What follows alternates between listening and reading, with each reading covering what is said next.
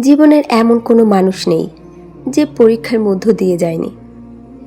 কারো পরীক্ষা দারিদ্র্য, কারো অসুস্থতা, কারো একাকিত্ব, কারো প্রিয়জন হারানোর বেদনা, কারো দোয়া দীর্ঘদিন কবুল না হওয়ার অপেক্ষা। আর ঠিক এই অপেক্ষার নামই ধৈর্য।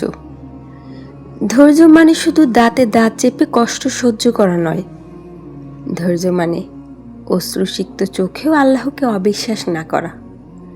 ধৈর্য মানে হাজারো প্রশ্ন বুকের ভেতর লুকিয়ে রেখেও বলা, হে আমার রব, আমি আপনার ফয়সালায় সন্তুষ্ট। আজ আমরা ফলাফল চাই, কিন্তু আল্লাহ আমাদের গড়ে তুলতে চান। আমরা চাই সমস্যার সমাধান, কিন্তু আল্লাহ চান আমাদের ঈমানের উন্নতি। মনে রাখবেন, যে ফুলটি সবচেয়ে সুন্দর সেটি ফুটতেও সবচেয়ে বেশি সময় লাগে।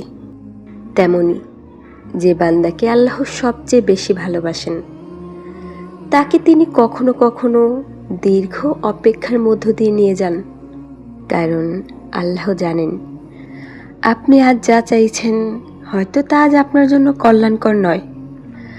আপনি আজ যে দরজাটি খুলতে চাইছেন হয়তো তার পেছনে এমন কিছু আছে যা থেকে আল্লাহ আপনাকে রক্ষা করছেন, যা থেকে আল্লাহ আপনাকে হেফাজত করছেন।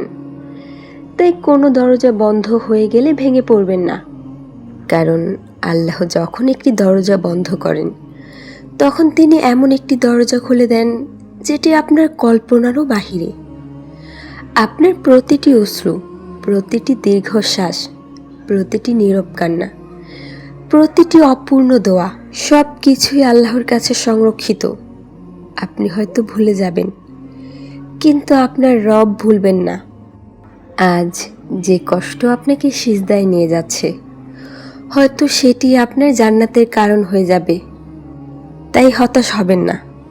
অভিযোগের বদলে দোয়া করুন, অস্থিরতার বদলে ইস্তেগফার করুন, হাল ছেড়ে দেওয়ার বদলে তাহাজ্জুদে দাঁড়ান।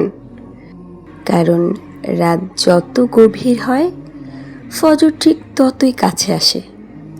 আর মনে রাখবেন, আল্লাহর সাহায্য কখনো দেরি হয় না।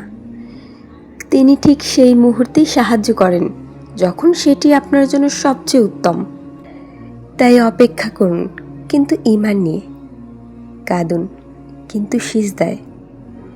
দোয়া করুন, কিন্তু আশা হারিয়ে নয়। কারণ একজন মুমিন জানে, আমার রব আমাকে কখনো একা ছেড়ে দেবেন না। হয়তো আজ আপনি বুঝতে পারছেন না, কিন্তু একদিন ফিরে তাকিয়ে বলবেন, আলহামদুলিল্লাহ, আল্লাহর প্রতিটি বিলম্বই ছিল আমার জন্য সবচেয়ে সুন্দর সিদ্ধান্ত। মহান রাব্বুল আলামিন আমাদের এমন ধৈর্য দান করুন, যে ধৈর্য অভিযোগকে দোয়ায়, অস্থিরতাকে প্রশান্তিতে, আর পরীক্ষাকে জান্নাতের পথে পরিণত করে। আমিন। As I look to nature's beauty, dazzled am I.